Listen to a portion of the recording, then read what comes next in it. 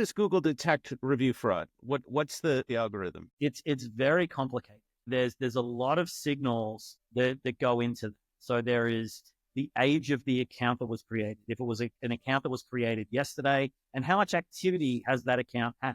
So if it was created yesterday, and the first thing that they did was leave one negative review or five negative reviews, and then one positive review on a competitor, all within the same geographic location, then that's easy to determine that it's fake, right? Because the age of the profile, like if it's a plumber, for example, would you actually hire five different plumbers in the span of a week?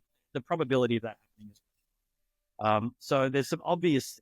The complication though is that the companies that are out there that sell these fake reviews and are privy to this. They know that that stuff will get taken down really quickly, and so there's review farms that exist where people will like create a Google account and then they use it a little bit every day over the course of a month. And so when they get an order in for fake reviews, they're trying to trick Google's algorithm into believing that it's a real person, that it like they've had activity and they've navigated the internet and they've done all these crazy things.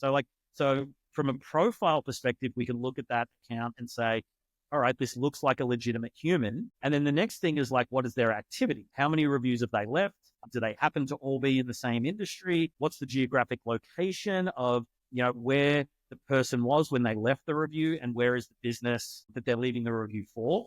So for example, if you're like, I'm leaving a review for a plumber in New York, but I live in Bangladesh, right? Like what is the probability that actually now even Zero. that well, no, it's not necessarily, because the hypothesis was also they could have visited New York and then went back to Bangladesh and left. And in their hotel, they needed a plumber, so they called that plumber in the hotel and then went back to Bangladesh and wrote the review. So that's the part that like it's the combination of data, right? So like Sure. if you're reviewing a restaurant and then you go back to Bangladesh, it's not unfeasible to believe. Yes, that certainly. right? Tourism, travel, certainly.